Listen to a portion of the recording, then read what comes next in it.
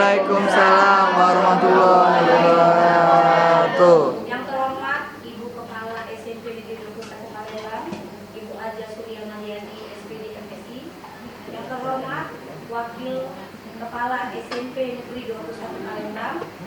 Yang terhormat Ibu narasumber aksi nyata calon guru penggerak angkatan 11 2024. Dan yang kami banggakan adalah seluruh Dewan Guru Staf Tendik SMP Negeri 21 Palembang. Baiklah, saya akan membacakan susunan acara Desiminasi Budaya Positif Menyebarkan Pemahaman dan Penerapan Budaya Positif pada hari ini. Yang pertama pembukaan, yang kedua sambutan, yang ketiga pemaparan materi, yang keempat penutup.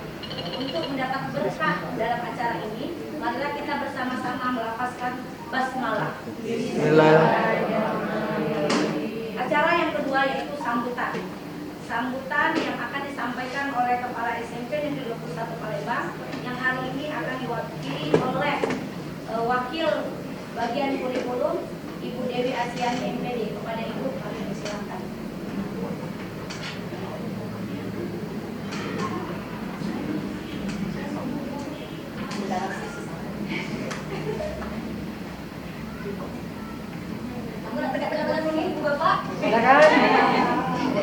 Assalamualaikum warahmatullahi wabarakatuh. Waalaikumsalam warahmatullahi wabarakatuh. Oke, Ibu Bapak, terima kasih untuk kehadirannya di sini. Ya, kita belajar. Nah, kita saling sharing dan belajar tentang budaya disiplin positif. Mungkin kita di antara kita belum paham apa itu disiplin positif.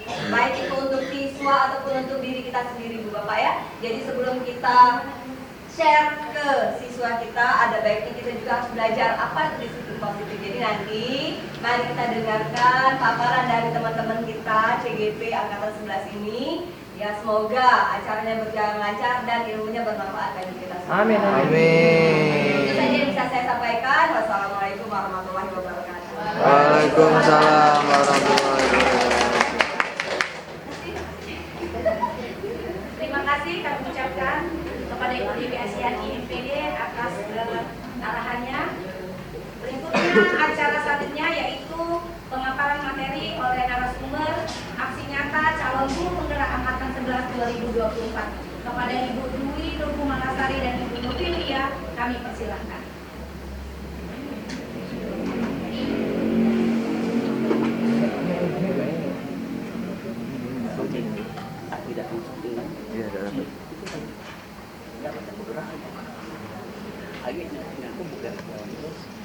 Sana.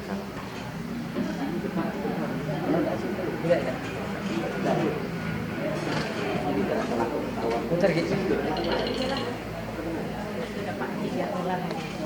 Amin.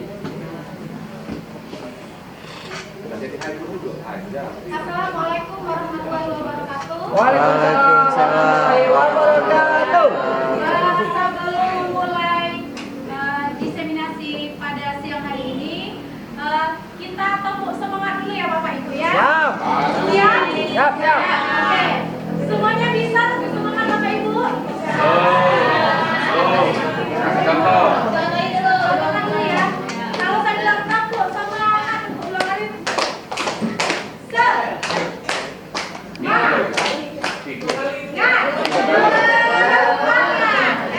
Bisa ya Bapak Ibu ya? Sekali aja waktu begini ya. Ini ya. Nah, 1, 2, 3, tepuk semangat.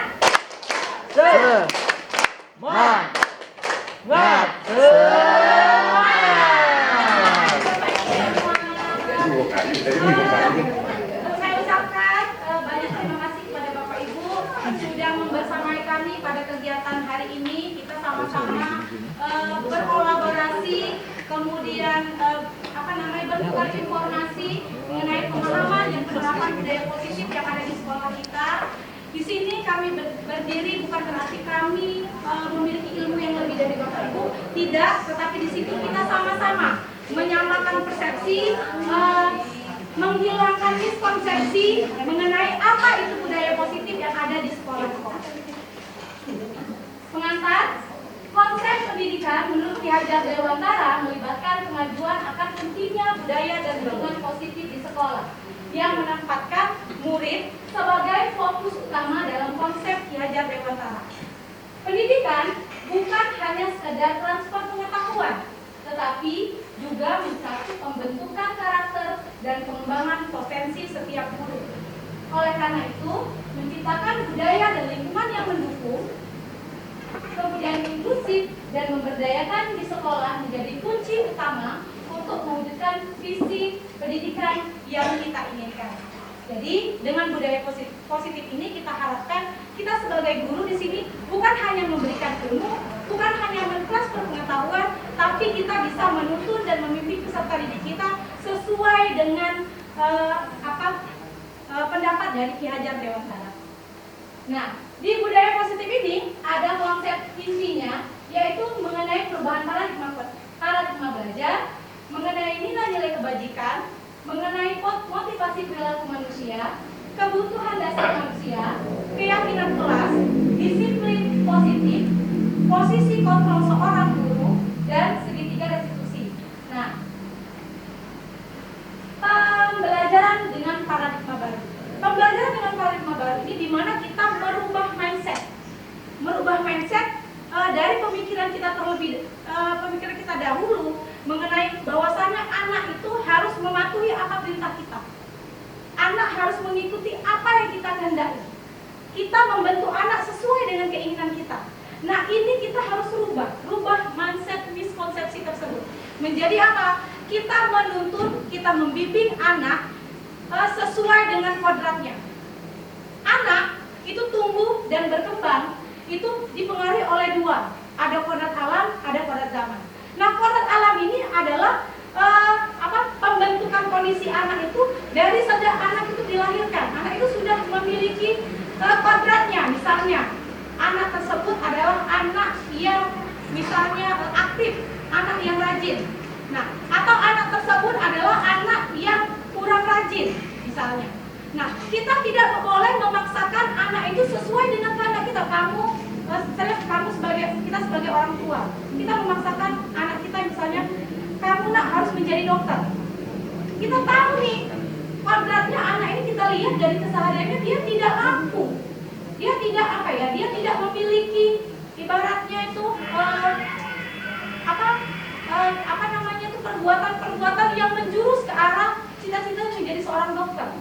Sedangkan anak tadi misalnya hobinya melukis atau menyanyi atau menari. Nah, kita memaksakan kehendak kita kepada anak, apakah bisa? Tidak.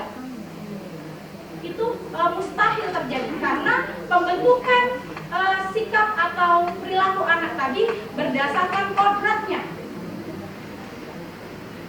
Nah, di pembelajaran dengan paradigma baru ini adalah pembelajaran dengan paradigma baru merupakan pembelajaran yang dirancang berdasarkan visi pembelajaran berdiferensiasi sehingga para peserta didik belajar sesuai dengan kebutuhannya berdasarkan tahap perkembangan sesuai dengan teori psikologi modern untuk mewujudkan profil pelajar Pancasila. Selanjutnya, nah ini ada Bapak Ibu, ada pagar diskonsepsi tentang teori kontrol. Itu adalah seolah-olah kita memegang kendali kontrol nih. Nah, yang anak dengan kunci pemutar itu adalah kita ibaratkan siswa, ya. Kita ilustrasi mengontrol seorang murid, ya. Ilustrasi bahwa semua penguatan itu positif dan bermanfaat. Jadi apa yang kita lakukan, apa yang kita berikan kepada siswa kita itu kita merasa bermanfaat. Tapi nyatanya apa? Ilusi bahwa orang dewasa berhak memaksa. Jadi kita memaksakan apa yang kita inginkan kepada anak kita mengontrolnya. Oh, kamu terlihat baik, berarti kamu harusnya jadi seperti ini.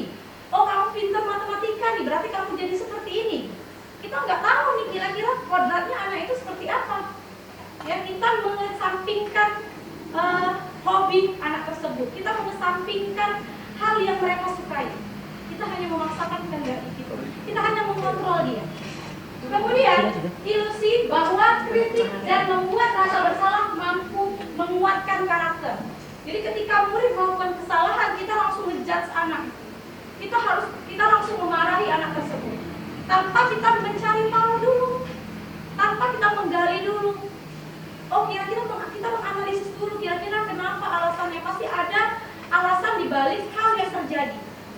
Tidak mungkin seseorang atau anak itu melakukan kesalahan tanpa ada alasan.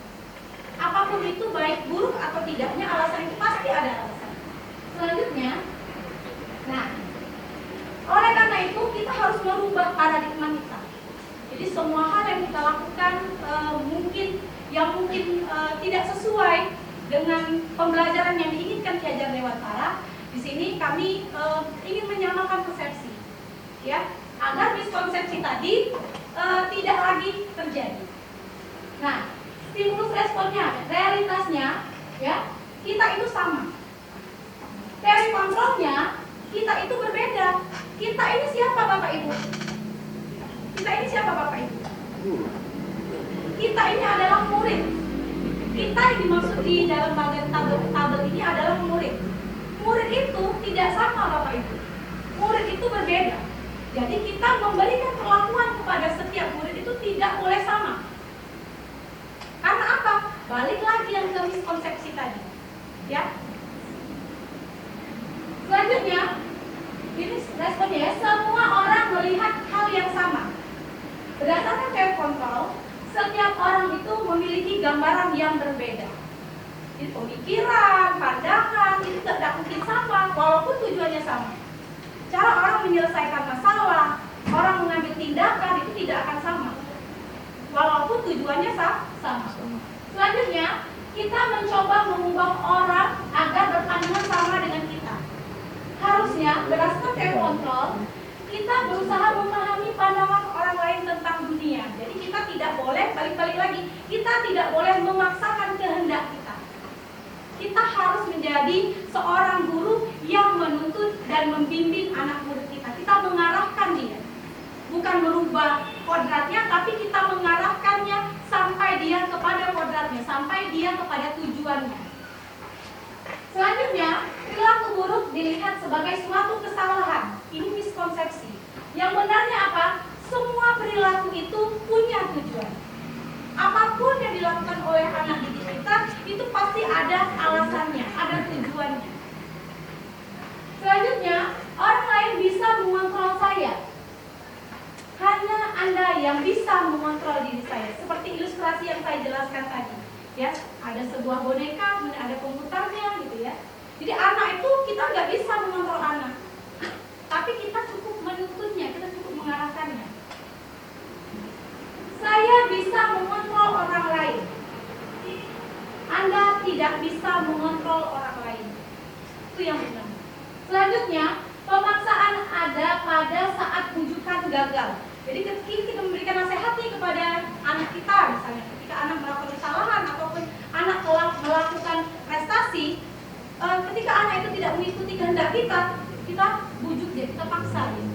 Itu salah. Yang benar apa? Kita harus berkolaborasi. Kemudian konsensus menciptakan pilihan-pilihan baru. Jadi ketika kita memberikan nasihat dan nasihat itu tidak diterima oleh anak, ya, kita harus memberikan gambaran alasan yang menguatkan anak tersebut. Dan anak tersebut secara mandiri memilih pilihan tersebut. Bukan kita memaksakan kehendak kita. Selanjutnya, model berpikir menang atau kalah. Tapi model berpikir menang dan menang. Jadi bukan menjadi anak yang pesimis, tapi menjadi anak yang terus dan terus berkarya. Ya. Selanjutnya apa itu disiplin positif? Berdasarkan bahasa, disiplin itu artinya belajar, ya. Kemudian disiplin positif itu merupakan salah satu cara penerapan disiplin yang bertujuan untuk menumbuhkan kesadaran serta memberdayakan peserta didik tanpa imbalan, penghargaan atau reward, ancaman atau hukuman. Kemudian sebagai pendidik, tujuan kita adalah menciptakan peserta didik yang memiliki disiplin diri sehingga berperilaku mengacu kepada nilai-nilai kebajikan